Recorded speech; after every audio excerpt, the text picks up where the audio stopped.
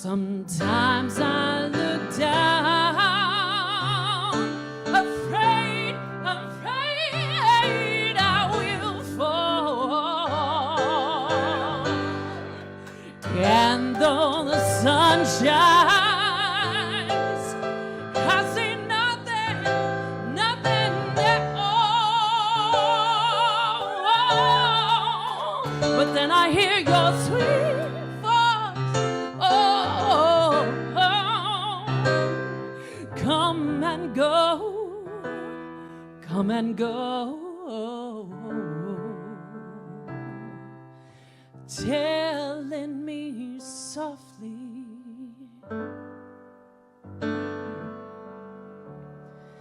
you love me so.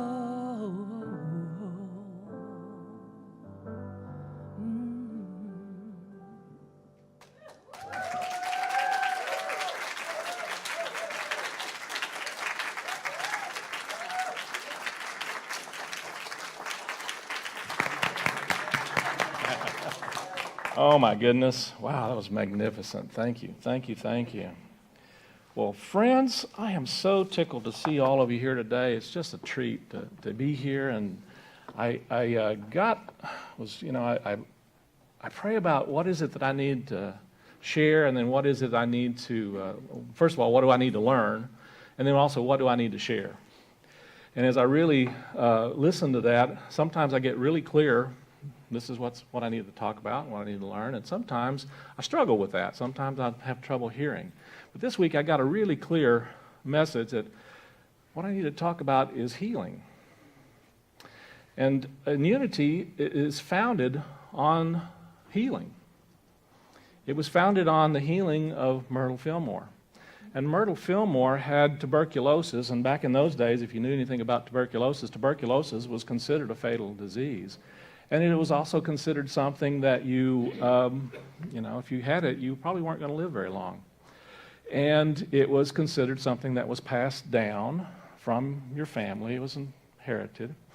And Myrtle and Charles, though, just had some different thoughts about what was possible and began looking at different ways of experiencing healing. They studied the scriptures. They studied not only the Bible, but they studied world scriptures. They kept coming back to the teachings of Jesus and the healing demonstrated in the scriptures by Jesus. And they went to a lecture by a man by the name of E.B. Weeks. Many of you know this story, but it's just always valuable, I think, to kind of relive this and really learn it again. And in that lecture, Myrtle Fillmore heard a phrase. Just a simple phrase. And that phrase was, you are a child of God. Therefore, you do not inherit sickness. Now, let me say that again, because it's a powerful statement in and of itself. You are a child of God. Therefore, you do not inherit sickness. And it was a totally different way of understanding and thinking than traditional healing ideas and thoughts at that time. And it actually is a very different way of thinking and healing in our world today, isn't it? We've been taught pretty much by our culture and this society, especially in Western culture, that healing comes by going to the doctor. Now, don't get me wrong, I have absolutely nothing against doctors except those who think that they are healers. And what I mean by that is, any really good doctor knows that they don't do the healing, that they are there to help facilitate healing. And they can be great instruments of that. But there really is only one way that healing truly comes about. And healing comes about through the true nature of our being, through the Spirit of God within us. There's only one source of all good in our experiences in our lives. There's only one source of healing in our lives. Well, as I was contemplating this week and meditating on it, and I heard something that I had to kind of listen to again and ask again, is that, am I really hearing this? And what I got was that in a very real sense, God does not heal. I'm going to say that again. God does not heal. Because in a very real sense, there is nothing to heal. When we truly get an understanding of the wholeness of the divine presence in us and in our lives, there's no action that God actually takes to bring about healing.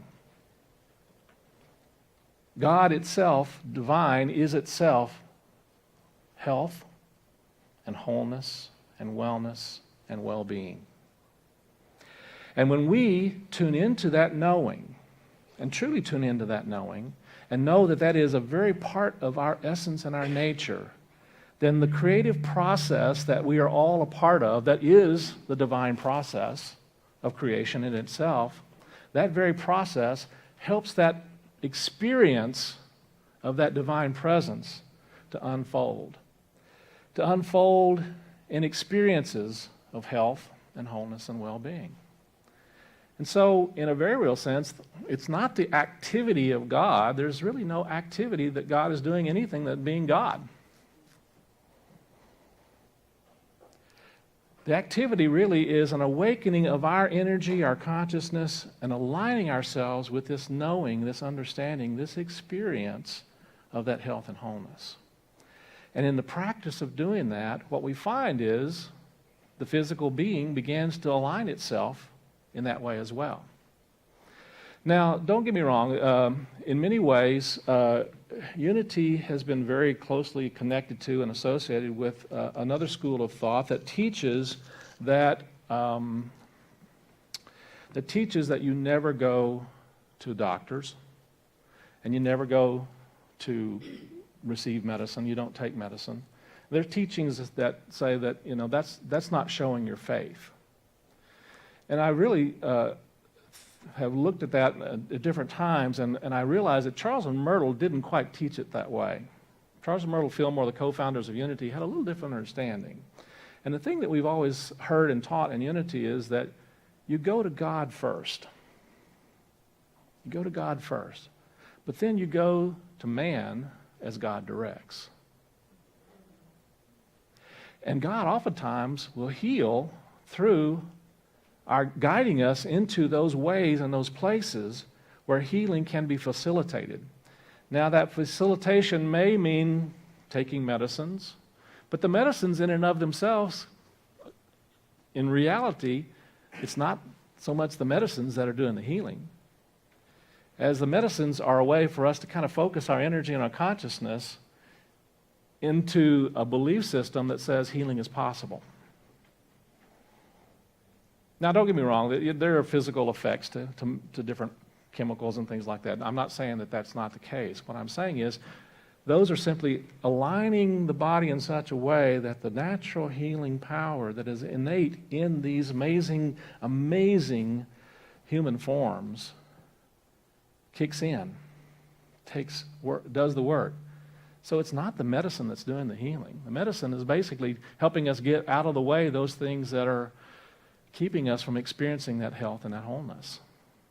Well, I believe that's true on all levels. I think it's true that we experience health and wholeness the more we can tune into an understanding of this divine nature that is within every one of us, that in Unity we call the Christ within. And we talk about Christ in so many different ways, but Christ, again, as I've often said, is not Jesus' last name. So we need to kind of get that out of our thinking system. Christ was an awareness and a title given to Jesus, who was one who demonstrated how this all works, how we are a part of the oneness, of how we are a part of the divine, that we are children of the divine, and we don't need, and he even said this himself, we don't really need a mediator between us and God. He said, the things that I have done, ye shall do also, and even greater things. Now, I'm not trying to diminish Jesus in any way, because I love Jesus with all my heart. I want you to know that. But I love that he taught me that I don't have to have someone to go between me and God. That I am a part of that divine, that you are a part of that divine. And if we open our awareness to that, and the more we practice that knowing, it's amazing how that natural creative power of our consciousness goes to work. And it goes to work to manifest and to shift and to change different ways that we show up in life and we experience who and what we are. And the more we tune into that, the more we find that we experience a deeper and a richer sense of wholeness, of fullness, and well-being.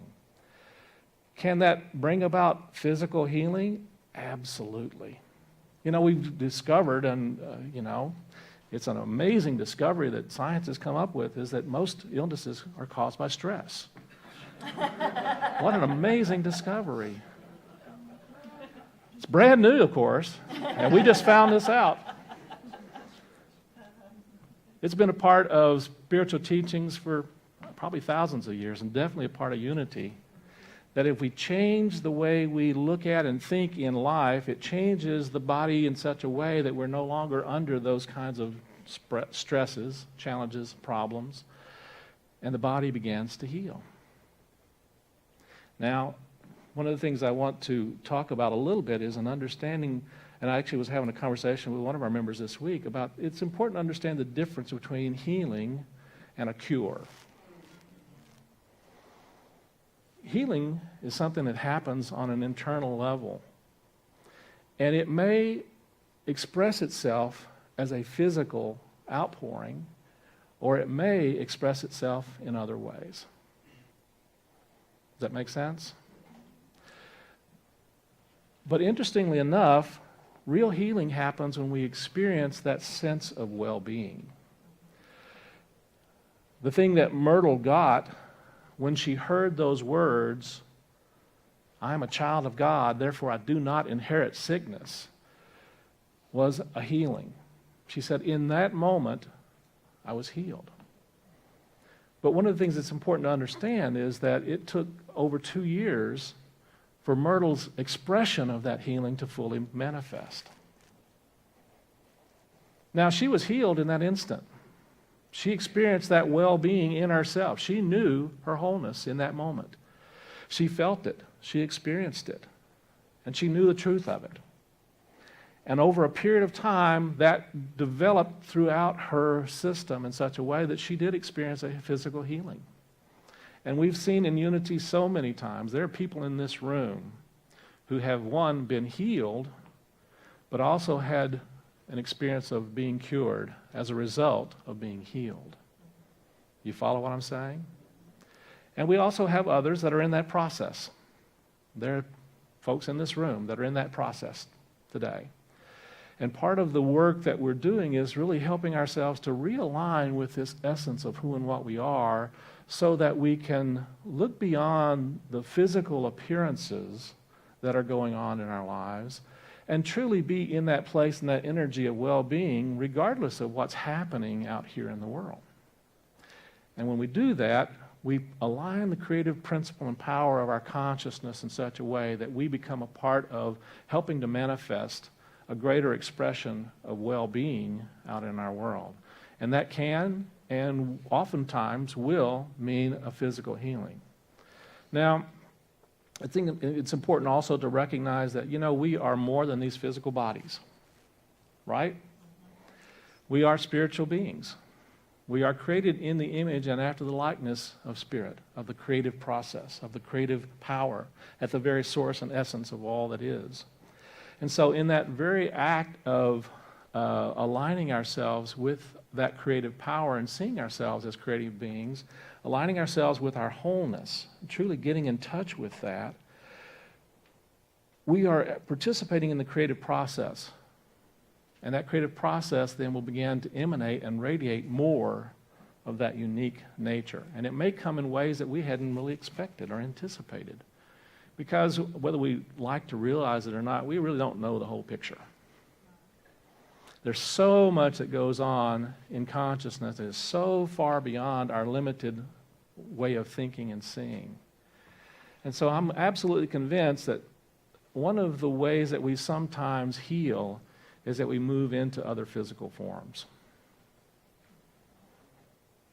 I do believe that that's a way that we heal. Sometimes there's a decision that's made that there's something else that needs to be accomplished and done in another form, in another way. And so we have a tendency to look on this thing that we call death as somehow something that is really horrible and that it's not supposed to happen. But I'm going to suggest to you that it can be one of the most healing things that we can go through.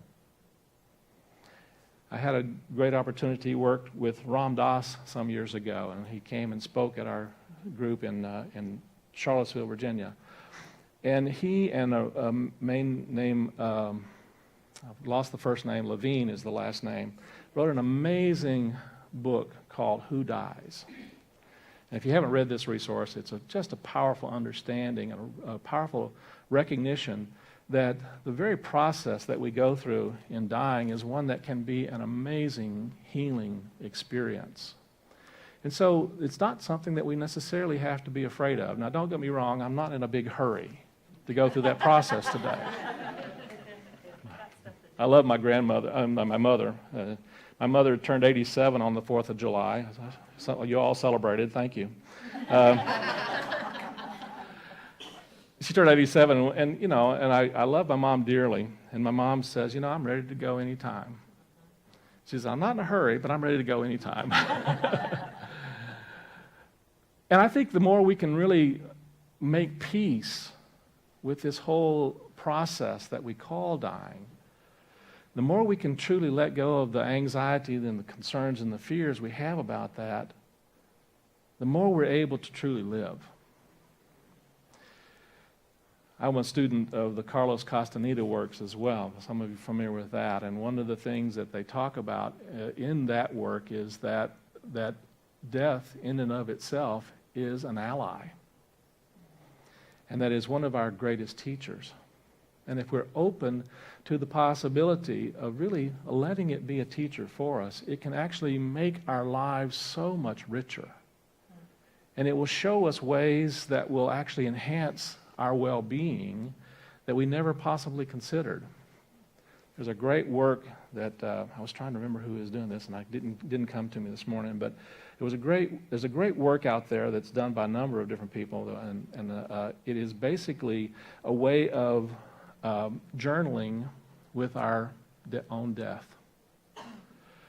What an amazing process. What an amazing process, because if we really take time to listen to what that is trying to say to us, what it's trying to teach us, what it's trying to show us, you'll be absolutely astounded at the wisdom that's being shared when we even contemplate this.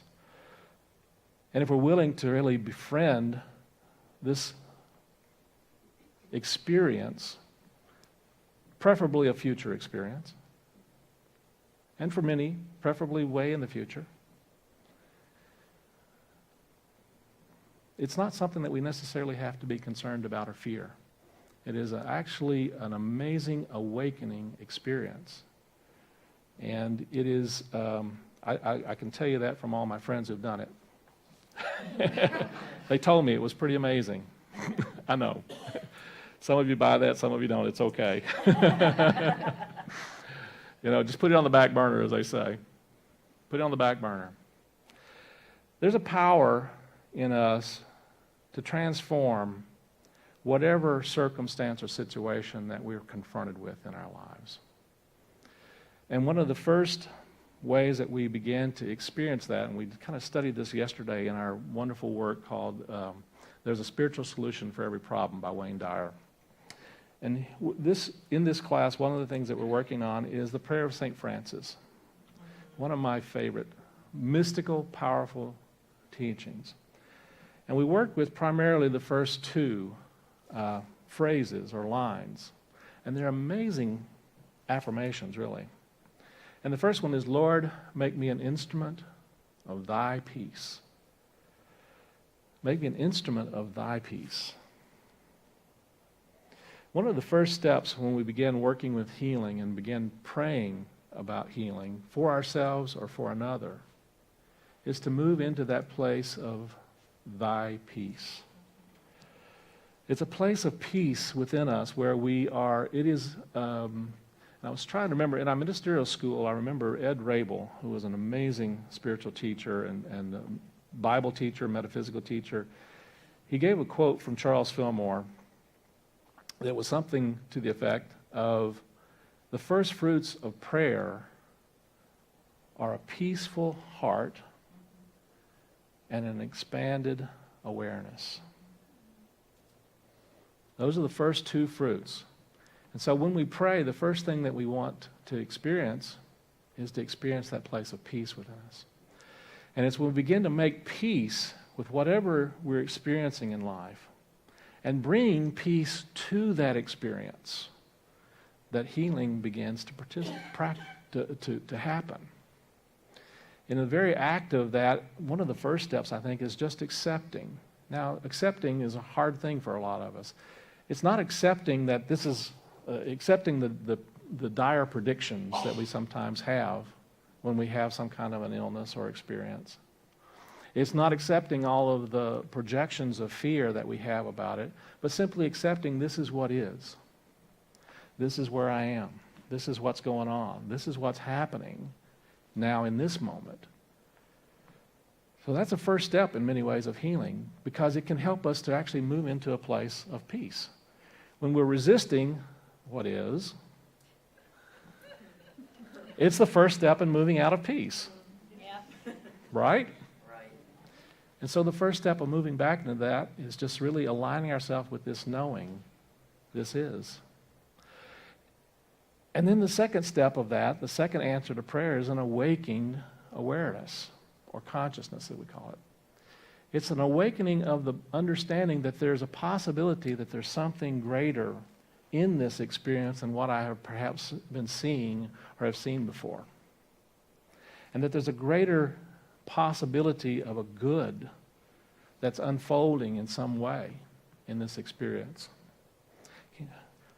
You know, there's some amazing, wonderful gems that come through the internet and through Facebook. I saw one this week, and it was a quote from the Buddha. And the Buddha basically said, when you focus on the pain, you draw to you more suffering. But when you focus on the lesson, you draw to you more learning. You know, there's a powerful awareness that we can tune into when we are open to what is it that this is trying to show me and teach me? What is the gift in this experience? And I would suggest that even more than what is the gift, there's a calling. In every dis-ease, notice the wording of this, dis-ease. In every dis-ease, there's something that is being called forth from within us. What is this calling me to do? What is this calling me to be? What are the divine qualities that are trying to be pulled forth from my energy and my consciousness? And as you listen to that and are open to what that might be, and then take action on it, you'll be amazed. You'll be amazed at where you'll be directed to be an instrument of God's peace, of thy peace. Lord, make me an instrument of thy peace. Probably one of the most beautiful healing prayers that we can ever consider. And so when we think about healing today, one of the first things I want us to really concentrate on is an understanding that, first of all, you are already whole in spirit. And just practicing that understanding in and of itself helps to generate even more of that in a physical way. Yes, you may have pain. How many here has got pain this morning? Anybody? Got physical pain going on? Yeah. You're going to have some pain, but that can be healed also. How many of you who have that pain are really open to experiencing healing? Me too. Yeah, I'm with you. So we're going to do a little exercise. You guys open for this? Those of you who would like to experience some healing this morning, I want to suggest to you that there's nobody in this room that can heal you. There's actually nobody out there that can heal you. Don't get me wrong. There are ways and ways of being healed. There are methods of healing, and they're all valuable in many ways. But healing really does come from an inner state. but we can also help each other in doing that. You see, we are a part of each other. We are a part of the one heart and the one mind. We are a part of a collective consciousness. We're part of also what Charles Fillmore called race consciousness, which where all illness and disease exist. It doesn't exist in the wholeness of mind. It exists in the race consciousness. It's a concept and a belief system that we've all bought into and we've all accepted. And we've said, this is the way it is because that's the way it's always been, and so therefore it's got to be true. And besides that, it was on the internet. Got to be true, right? Oh, yeah. So, here's what I'm going to ask you to do, if you're open for it. And I'm going to ask all of us to be willing to just kind of participate in this. Those of you who are experiencing some pain this morning and would like to experience some healing work, just stand up. Wonderful.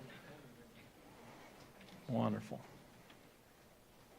And those of you who are not necessarily feeling or experiencing any pain and are open to being an instrument of God's peace and love and healing, would you take a moment and get with someone who is open for healing? You willing to do that? See, this part can be just as scary as what if?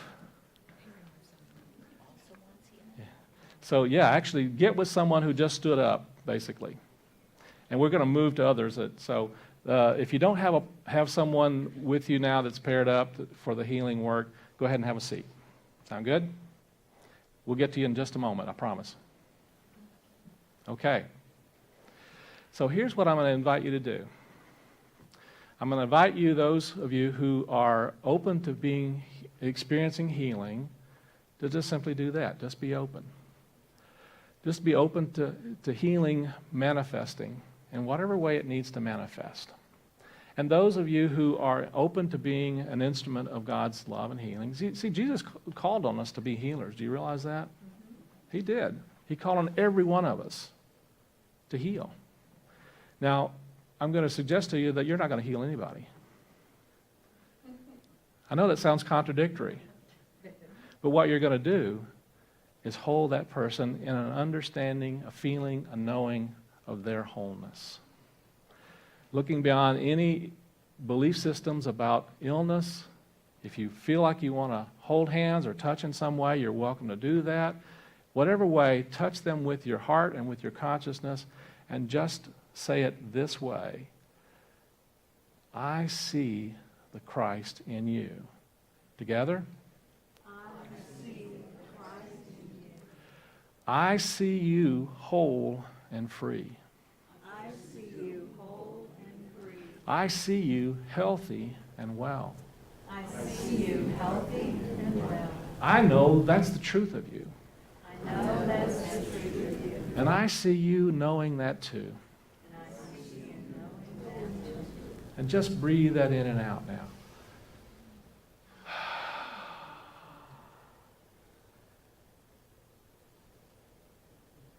Now, those of you who are receiving that, I'm going to ask you on a scale of 1 to 10, if it were a 10 before, what is it now? Yeah, the pain. Just notice. On a scale, if it were a 10 before, what is it now? Go ahead and call it out. 1. 2. It was a 10 before, right? What is it now? 7? Come down, right? Who else? 2. Is anybody that did not feel any change at all? Because we oftentimes have that. I want you to understand, that doesn't mean that you're not healing. I want you to understand that. Sometimes it takes a little while for it to really sink in. That make sense? So I'll ask those who were receiving to go ahead and sit down, and anyone else who would like to experience that. If you'd like to experience that as a receiver, please stand. And I'd like to ask anyone who would like to, and whether you're and actually it'd be kind of nice for those of you who are receivers before to actually participate in being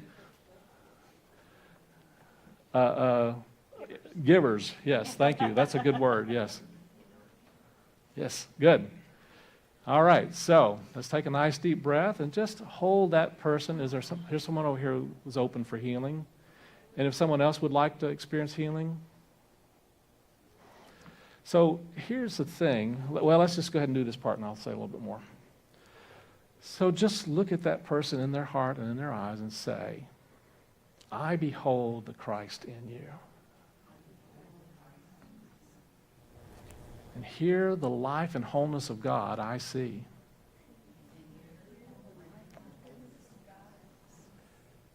You are now whole. I see you whole and free. And I know this is the truth of you. And I see you knowing that too.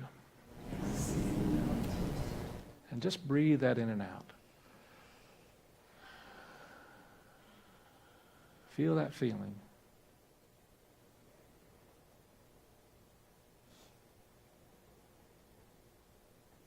And those of you who are open to receiving, if it were a 10 before, on a scale of 1 to 10, what is it now? 2. 2.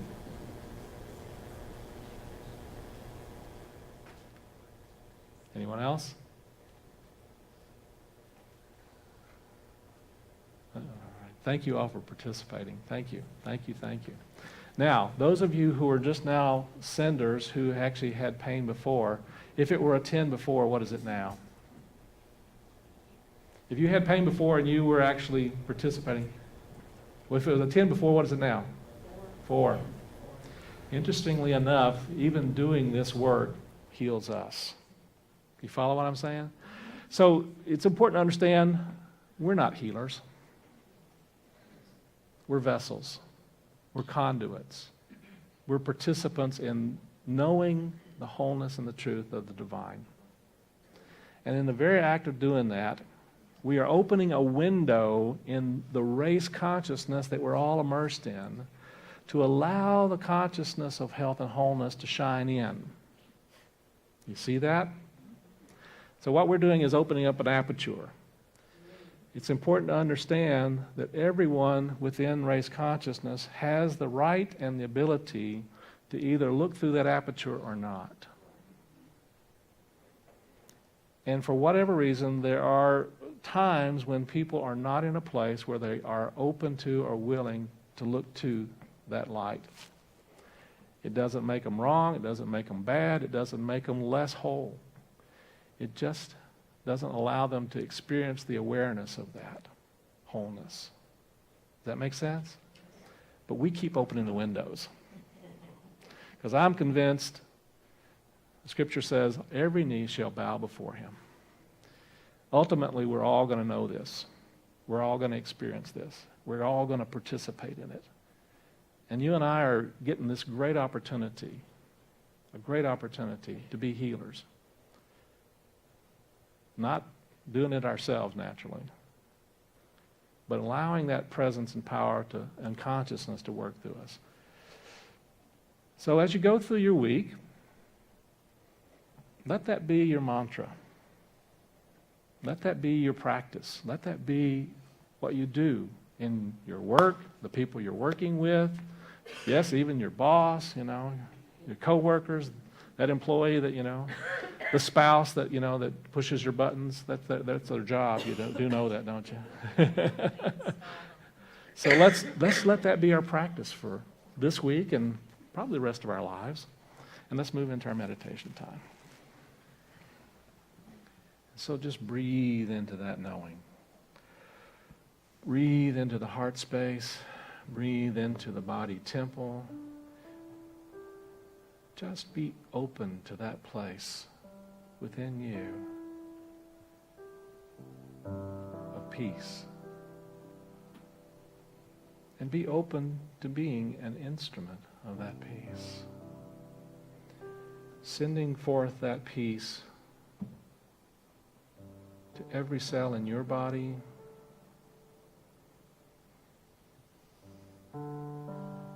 and to the cells and the bodies of those in your life.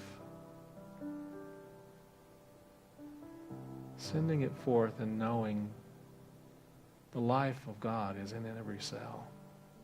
The wholeness of God is in every cell. Yours or anyone else's.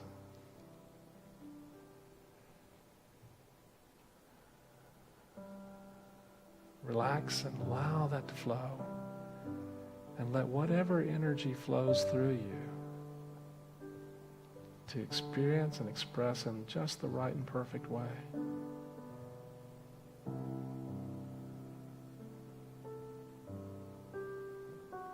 And listen. Listen to the energy of peace, of love, of light, of wholeness. And if there is some step or action for you to take, just be open to knowing and feeling and hearing that still small voice that will light your path and show you the way. Thank you, thank you, thank you, blessed Spirit.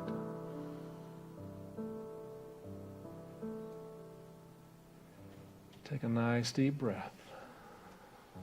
Give thanks that healing has already, that you are already whole. And know that it's unfolding in just the right and perfect way for you. Take another nice deep breath. And when you're ready, gently open your eyes. Feel that energy of gratitude for answered prayer. It is done. And it is so. And so it is. Thank you, God.